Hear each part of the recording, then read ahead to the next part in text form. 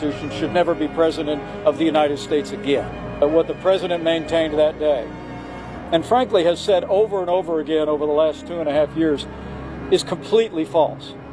I dismissed it out of hand, but sadly, the president was surrounded by a group of crackpot lawyers that kept telling him what his itching ears wanted to hear. Well said from Mike Pence, and he is right. A group of crackpot lawyers, people like Rudy Giuliani or Sidney Powell, almost led to the downfall of our liberal democracy. And you and I probably disagree with Mike Pence on just about every single issue, but we are all pro-democracy. We all believe that the Constitution needs to be upheld. We all believe in the peaceful transfer of power, so I do respect that about Mike Pence. It can't be easy to stand against your own side when they're all sending death threats, all calling to hang you. But Mike Pence, let's say, led the effort of a bunch of Republicans who are now turning their backs against Donald Trump. We have George W. Bush. George W. Bush will not support the re-election of Donald Trump, according to people familiar with his thinking. The New York Times reported Saturday, and this article is a few years old, but the paper said the former president and Texas governor won't vote for Trump's re-election, and that his brother, former Florida Governor Jeb Bush, quote, isn't sure how he'll vote. The paper spotlights several members of the Republican Party who are dissenting from party lines, and these are high up members in the party. For example, here's Dick Cheney,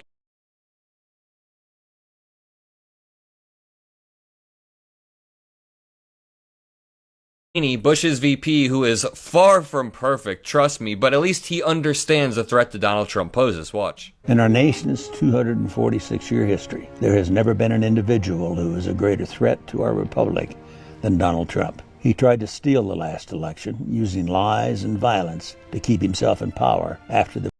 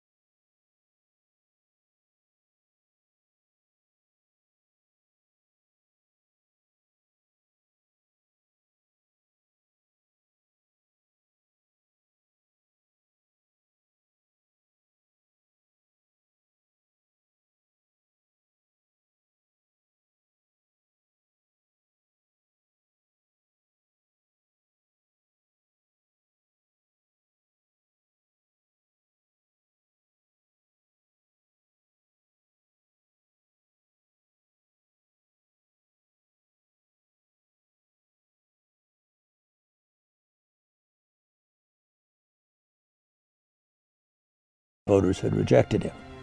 He is a coward. A real man wouldn't lie to his supporters. He lost his election, and he lost big.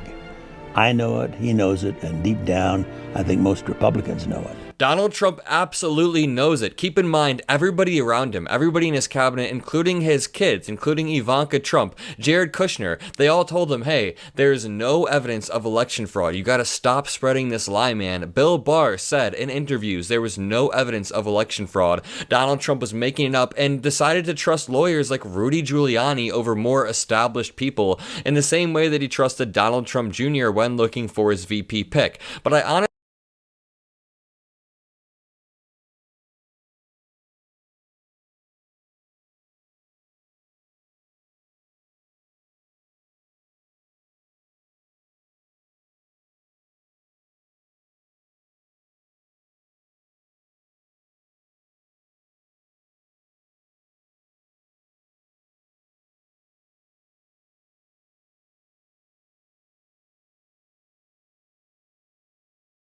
think the George W. Bush lack of endorsement is really big, because obviously George W. Bush is probably not a good person. We probably disagree with him on a lot. He did a lot of terrible stuff as president, but somebody who has been in that role understands the oath that you take and the weight, the responsibility of being the president of the United States. And George W. Bush understands that Donald Trump is not fit to be president. I honestly wouldn't be surprised if a lot of these Republicans will be voting for VP Harris. Like low key, they will be voting for VP Harris. This is an article I love to revisit because it just, if you have Republican family members, a really good gotcha question that is super simple is, why did Donald Trump need a new VP? Why did Donald Trump need to replace Mike Pence? What was it? I've asked Republicans that before, and it makes them think for a second, and they're like, I honestly don't know. And then either you can educate them and tell them, hey, it was because of January 6th, or they come to that conclusion on their own. But this article is great. There's a long list of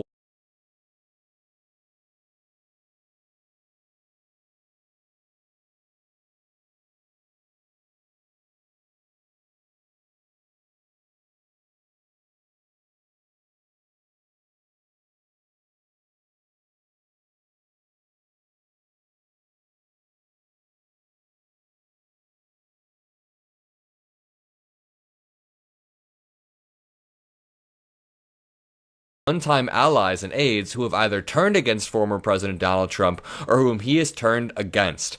No person in U.S. politics, certainly no recent president, has such an expansive list of high-profile enemies. Let's go through a few of these. Make sure you leave a like on the video and comment a blue heart if you've been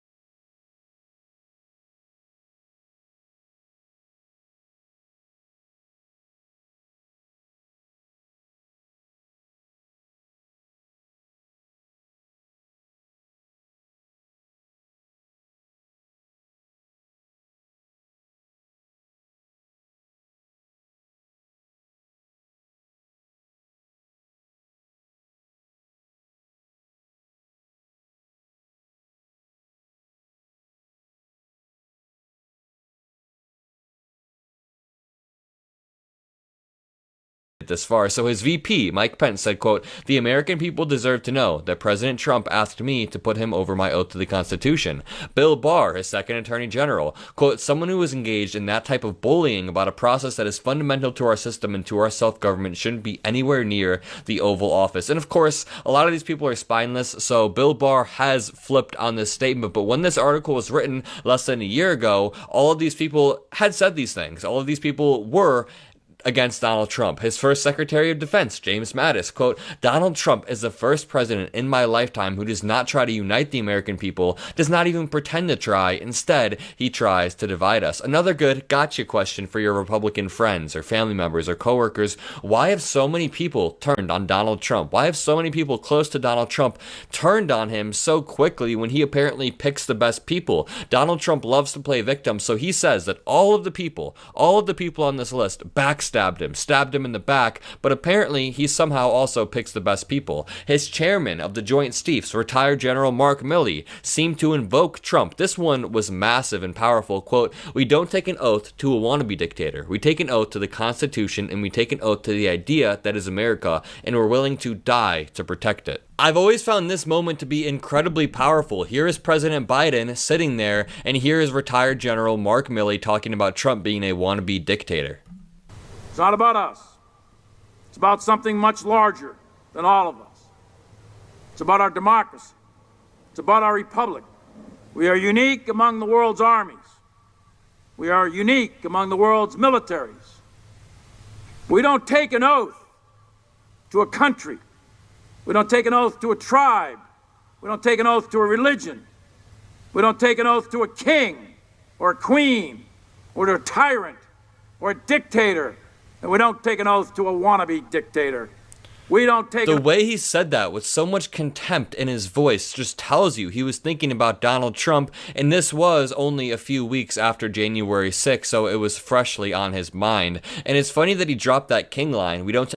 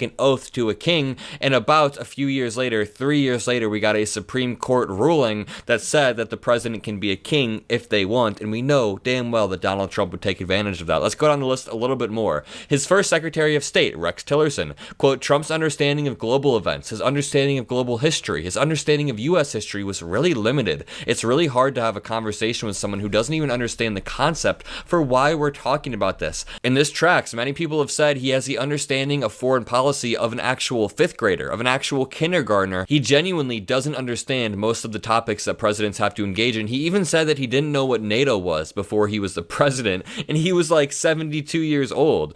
His presidential transition vice chairman, Chris Christie, quote, someone who I would argue is now just out for himself. Chris Christie has said a lot worse since then. His second national security advisor, H.R. McMaster, quote, we saw the absence of leadership, really anti-leadership, and what that can do to our country. His third national security advisor, John Bolton, quote, I believe foreign leaders think he is a laughing fool.